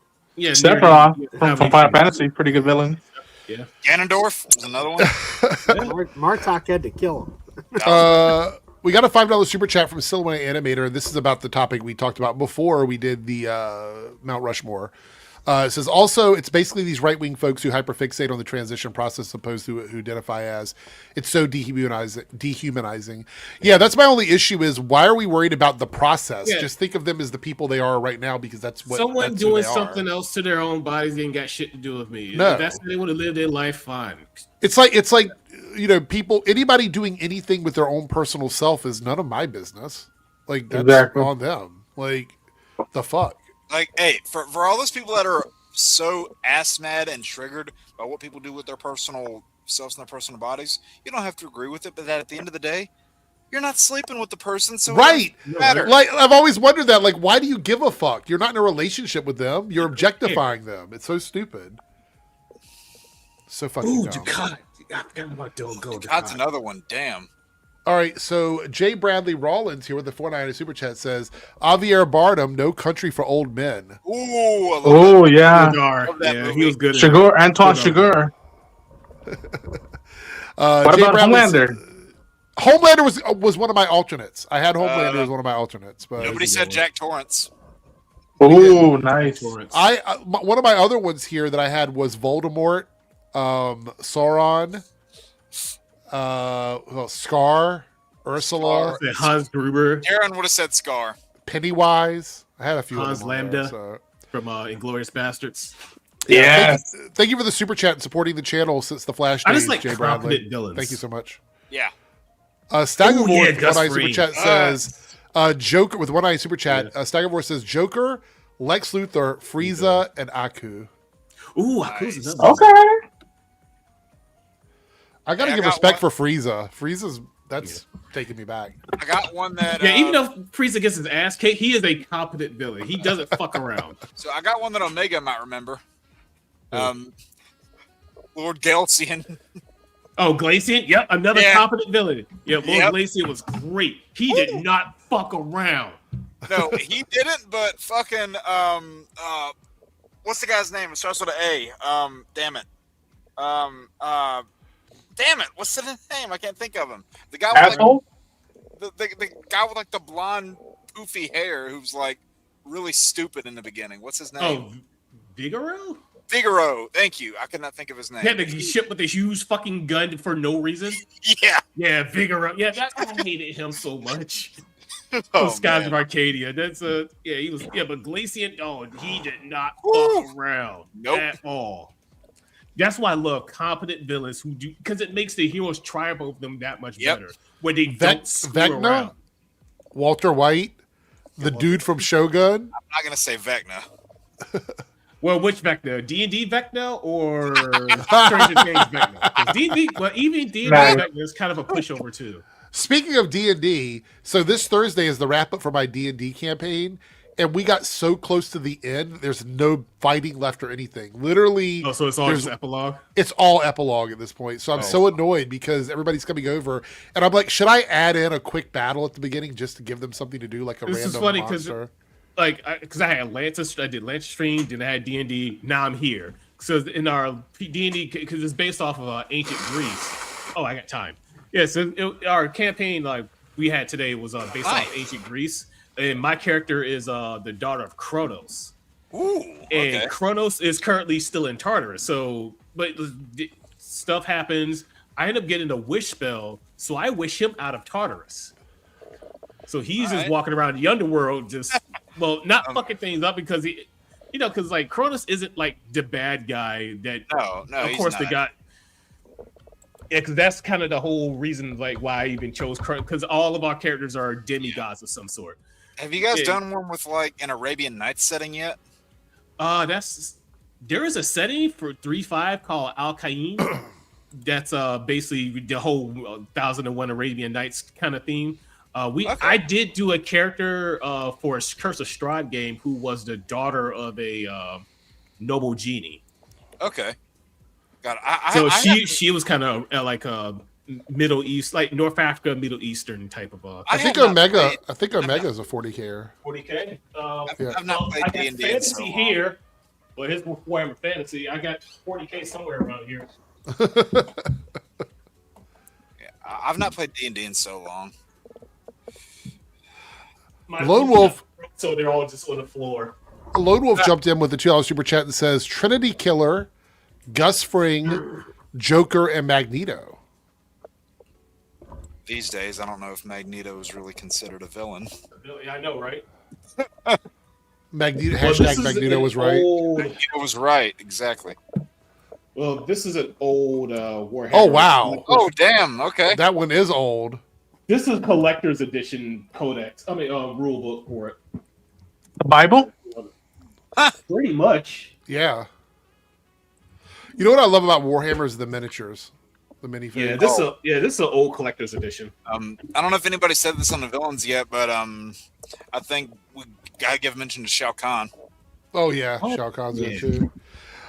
All right, we're at the hour and a half mark, which means we're going to stay on for about another 20 minutes. There's no bonus topic tonight since we did a Mount Rushmore of villains. I feel like that was close enough to a bonus topic. Oh, good. As a freaking Bible. Yeah, there was that thing you brought up in private. Are we still doing that? Yes, we can still do that, but we're not going to do like a bonus thing. We'll just do like a little quick thing for the 40th of Pixar. We are going to watch the trailer for Monarch. There's a new trailer out for it. Godzilla! Yeah, Oh, wow. Yeah, this is Damn. another old collector's. How many books do you have on that? What the fuck? Four right there. There's some more in my room. Because, again, the bookshelf broke, so I have nowhere to put them. Damn. All right. Nice. He's a gentleman and a scholar. So this is going to be the trailer for Monarch. It's the second one. I have to tell you guys, this trailer, I watched just the first like 30 seconds of it. I am so excited for this season of TV. This might be one of my most anticipated shows now after seeing the first trailer and 30 seconds of this one. And I haven't even seen the whole thing yet. But I'm First feeling like, season's yeah, I love it. So good. All right, this might get removed on playback. We'll see. Here we go. It looks like a fucking movie, I swear to God. Do you hear that? This is not Kong. And it's not Godzilla. This is something bigger. Oh, shit. Damn.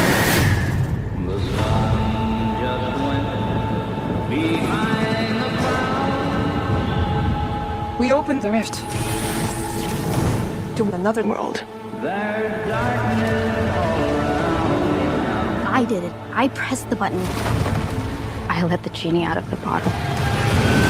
What the fuck? What's next? Consequences.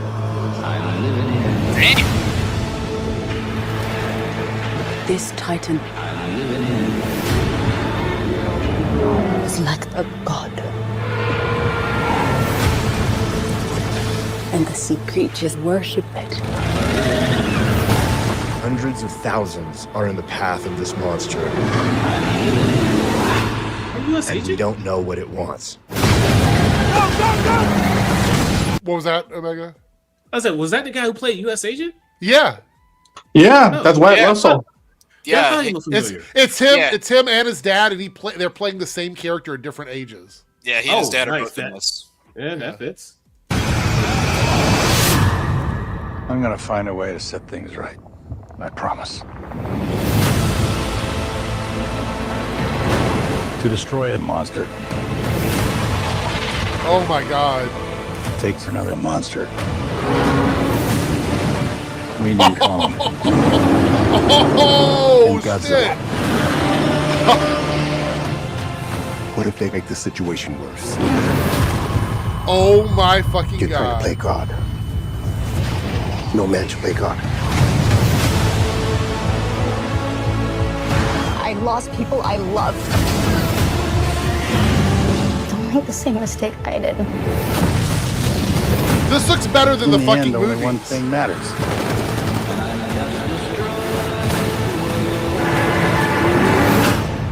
Who wins?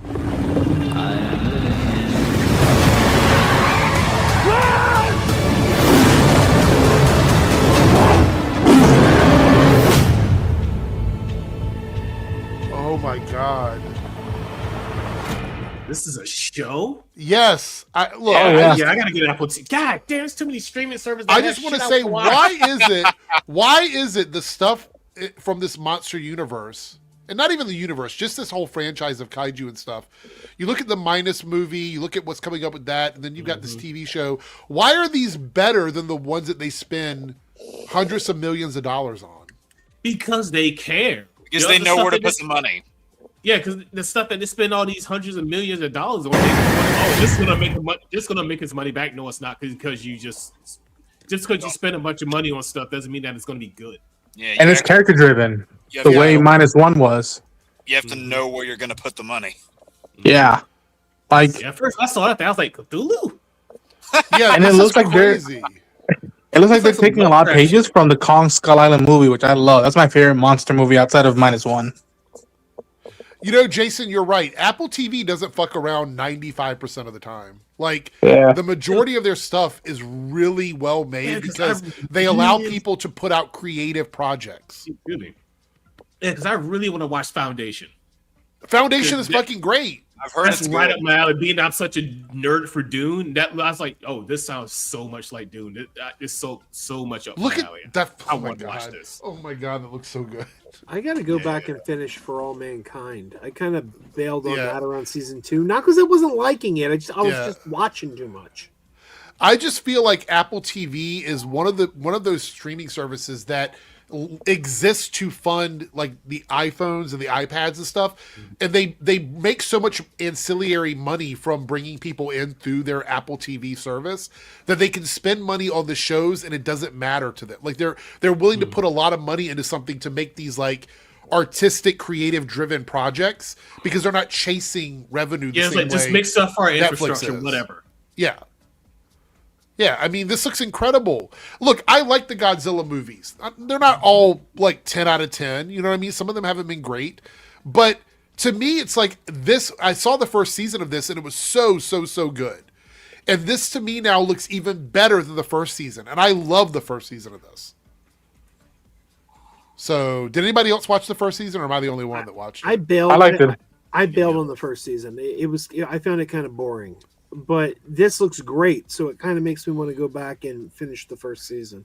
Yeah, For me, the stuff in the past was the most interesting stuff. Yeah, like I went to it because I like monster stuff, but also because Anna Sawai, the main actress, she's Lady Mariko in Shogun, and I loved her in Shogun. I was like, oh, okay, she's in the monster show. And then there's also Wyatt Russell and Kurt Russell. I'm like, all right, I'm in. Okay.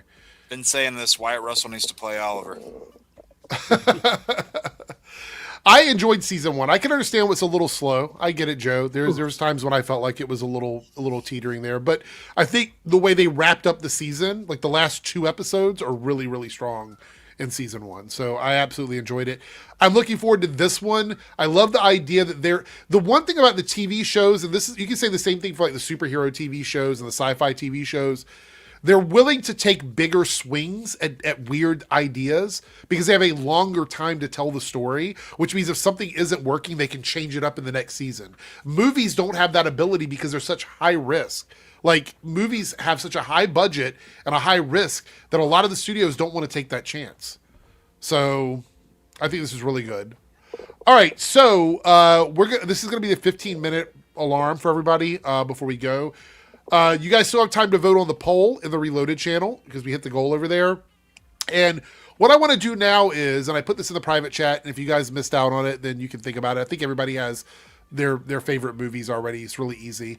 It is the 40th anniversary of Pixar, which I was not aware of. So shout out to Pixar, 40th anniversary.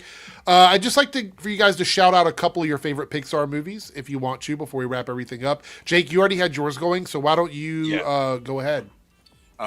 Just to throw out like 3? 2 or 3, yeah, sure. If I were to pick my favorites, my single favorite is probably Monsters Incorporated. Then after that, I'd probably say Incredibles, and then probably Toy Story 2. Okay. I would say probably for me, I'll go ahead and do mine now. Incredibles for sure, 100%. What else did I really like that I could think of? I'm trying to pick stuff that not everybody is going to pick. I liked Luca. Does everybody remember Luca from 2021? Yeah. I think I remember that one a little bit. Yeah. Yeah, Luca was a good emotional story. And just to toss it out there because I thought it was fun, I like Turning Red as well from 2022. So that's a great movie. Yeah. So those would be mine. Anybody else want to toss out some of their favorite ones? To me, I like Incredibles. I love Toy Story 1. Coco means a lot to me. And Monsters Inc. I think it'll be my 4. Ooh, good one. Yeah. Anybody else? Joe, Omega? I mean, I'd go with Up. Oh, Up. Yeah. Nice. Up is fantastic. I loved Toy Story 2 and 4 are my 2 favorite Toy Story movies. But my absolute favorite Pixar movie is Ratatouille. No, that's my least favorite Pixar movie. No, my absolute favorite Pixar movie, without question, is Onward. I absolutely love Onward. Onward's really good, yeah. Joe, you guys missed it earlier. Joe says that Ratatouille is his least favorite Pixar movie. Cars 2 there. People love Ratatouille. I like it, but people have people love that one. I don't get it. I mean, to each their own, but I don't get it. Yeah, I have to say, Road to El Dorado. I like that one. Is that is that Pixar or is that DreamWorks? It's DreamWorks. Shark's Tale was good. B movie. They're all DreamWorks movies. I'm bullshitting. I was to say, Omega, are you all right now? Lone Wolf. Joe set Up, right? Did you say Up, Joe? Yeah. Yeah. Now, honestly, there's not many Pixar movies I like. Now, I respect the hell out of You don't like animation. Toy Story? I like Toy Story 1 and 2, and Incredibles is my favorite Pixar movie. Okay, well that's fair. I mean, honestly, there you go. It's just maybe I'll throw in Wall-E as an honorable mention. It's just subject matter for most of their movies just aren't my alley. I just respect the animation, right? Immensely. Am I the only one that had Monsters Incorporated as their favorite? I would probably put in there too. So yeah. Okay. Bugs Life also doesn't get as much love, and I love Bugs Life. Oh, Bugs Life's great. Yeah. And I'll say this: the first Cars I like a lot. So Lone Wolf of the Trailer Super Chat says, did we discuss Super Bowl trailers yet? I don't think any of them are out, right? None of the ones we watch typically are out yet? No, I think he's asking if we're going to talk about what we want out of the Super Bowl, which I heard, I could be wrong. Lone Wolf, correct me if I'm wrong, but I heard that a lot of companies, like a lot of them, the main ones, are pulling out from the Super Bowl. They're not going to show stuff. Like the only one that most of all the trades have been like reporting that like, oh yeah, we're definitely getting something from this is the Mandalorian and Grogu. That's right. It. Because I know that there supposedly there's no Marvel trailers dropping on. That's what I heard. So. Never mind, I don't care then. We did discuss the Will Shat commercial the other day. Yeah, we did. That's true. Yeah. I don't really know. Are we getting a new Supergirl trailer for Super Bowl? Possible. I thought at the very least we would get the Lanterns first teaser trailer there. I would have done that, but I guess not. I don't know. Like, I'm not gonna live stream the game, but I am gonna probably do a live stream after the game to be like, what if there was anything worth talking about to talk about? Like, Yeah. I will was probably hoping for save the my thoughts till Monday stream, most likely. No, live stream the game. Yeah. Just chill like you're playing Madden. Someone actually did that to a UFC fight. He got banned, but he did it. It was funny. Oh, That's fucking hilarious. So that's funny, but also good that he got banned. So let's see here. We've got a link from Lone Wolf. We'll share it here. This will be the last topic before we go. Let's see. I do want to shout out WonderMan one more time. I know everybody hasn't finished it, and I was going to talk about spoilers tonight, but I think Darren wanted to talk about it, and he's not here, so I don't want to do that. I will say that WonderMan is an incredibly unique addition to the MCU. And if you've wanted something different, and I do mean different, from anything else we've ever seen, WonderMan is the show that I would implore you to watch all the way through. It's a very short watch. They're 30-minute episodes. There's 8 of them.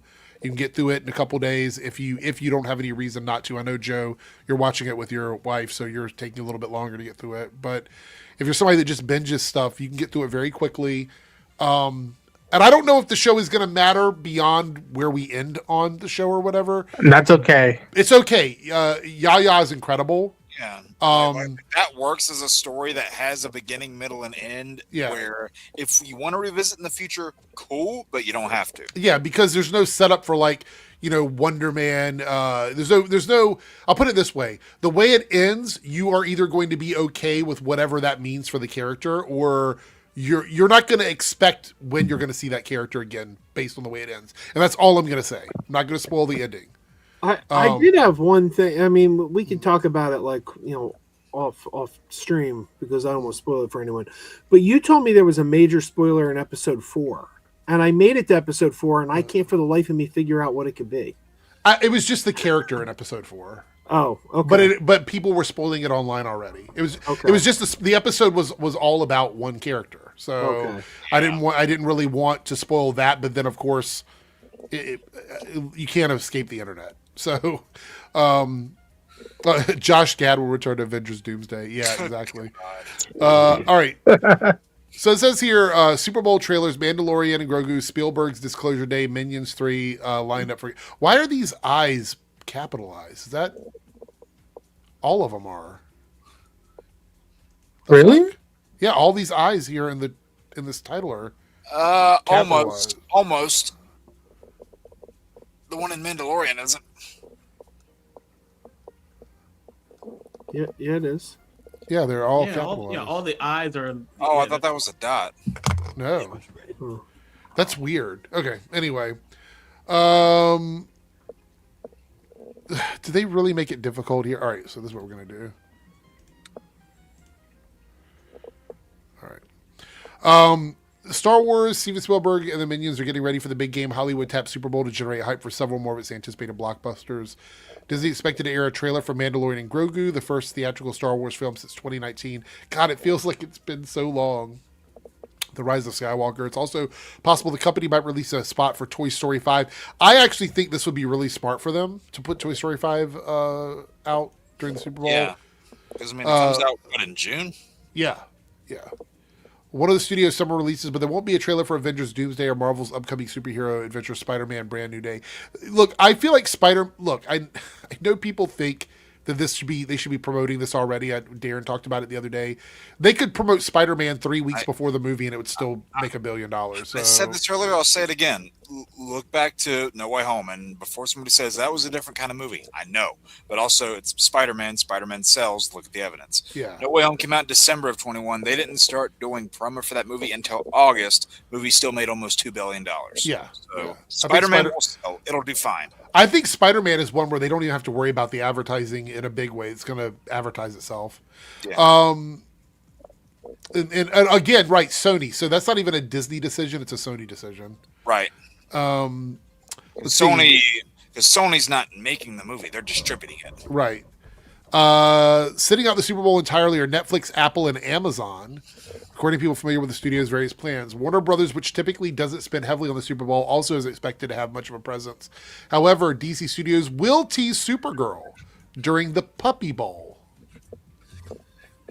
They did that last year, and that triggered some people. Yeah, I don't understand. I mean, I thought it was fine with Superman. I don't understand why they're doing it with Supergirl, but whatever. We'll get the teaser. I honestly I don't get that. Crypto. Yeah, but I think the crypto gimmick is done. Like, I think it worked for Superman. I don't think it's necessary for Supergirl. Yeah. I don't know. He's in the movie. Yeah, but I'm saying with Superman, it felt like there was a important reason to like let us know that crypto was going to be in the film. We know crypto's in the Supergirl film. Like, we know the character now. It feels gimmicky to do it during the Puppy Bowl to me. Yeah.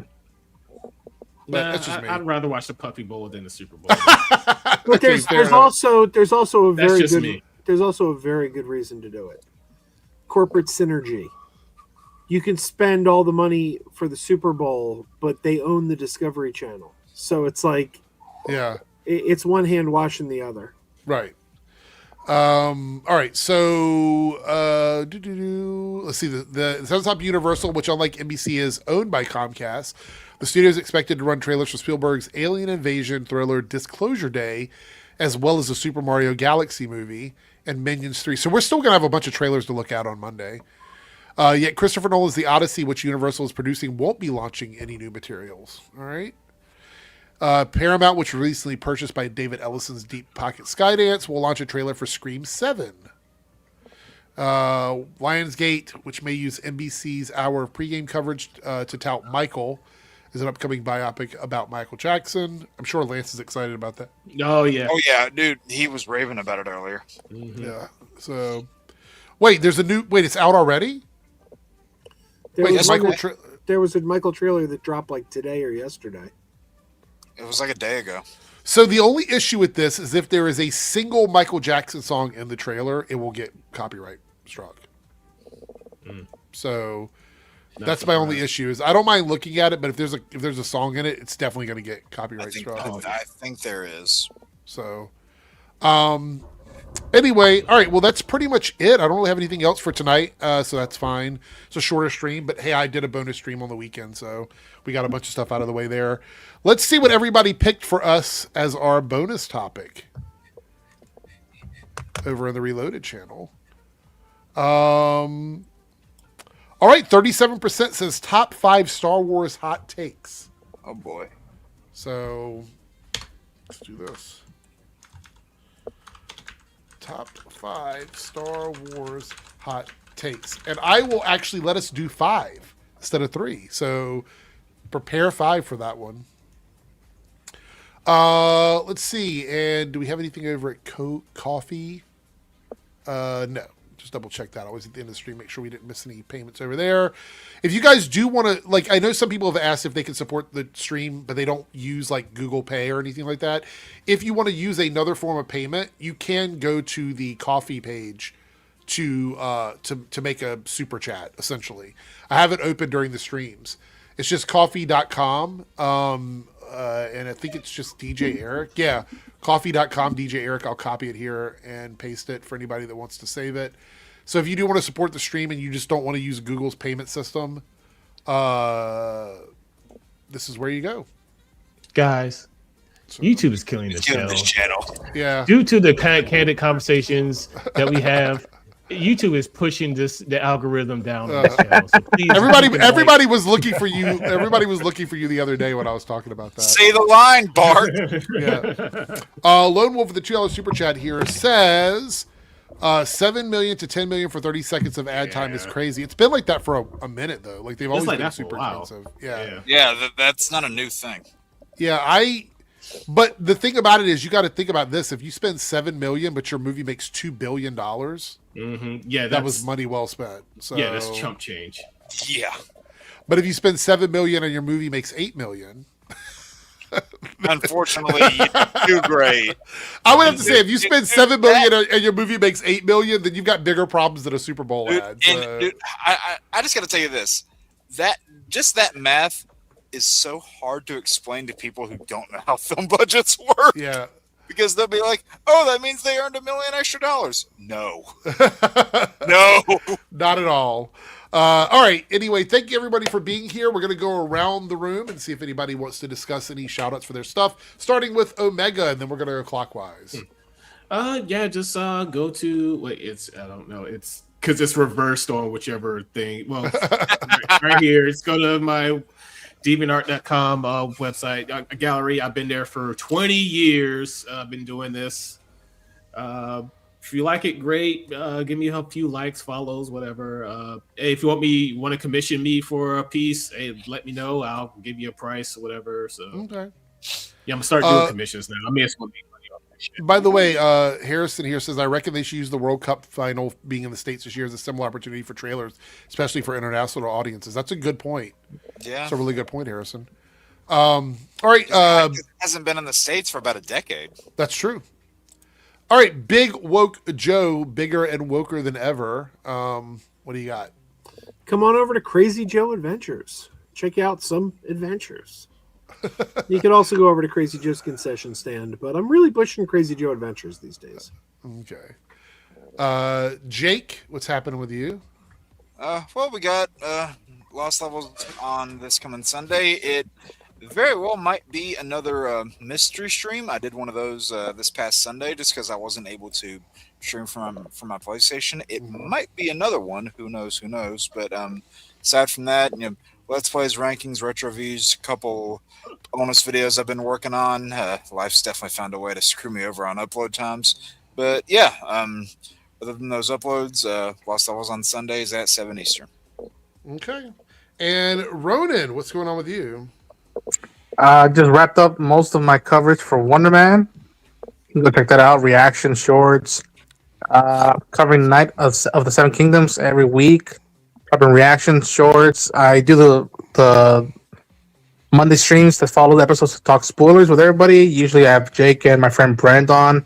Go check that out. And then I just dropped a short talking about the finale of Fallout Season 2. You can go see that. And did a reaction for the Ghost in the Shell 2026 anime teaser. You can go see that. And on Friday, my reaction should drop as soon as the episode is out. And then on Saturday, we're going to be doing the stream we would usually do on Monday because they shift stuff around. And then, who knows, you might see something from me on Sunday because of the Super Bowl. Okay. I can't believe Ghost in the Shell turned 30 last year. Yep. Last super chat of the stream from Lone Wolf, $2 super chat. Thanks everybody for the super chats and the shout outs tonight. Marvel and Sony said we budgeting this year.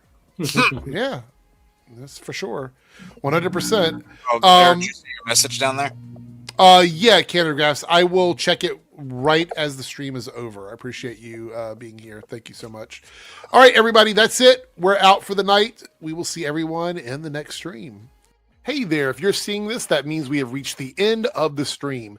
Thanks so much for your continued support with comments, likes, subscriptions, super stickers, and super chats. I just want to give a special shout out to all of the channel members who have contributed to the success of this channel with paid tiers. On the screen, you will see your name displayed as a signal of appreciation from myself and the channel. If you would like to see your name on this list, consider selecting a tier with the join or plus button depending on your platform. Thanks again, everyone. Let's hang out soon in the next stream, and I'll see you then.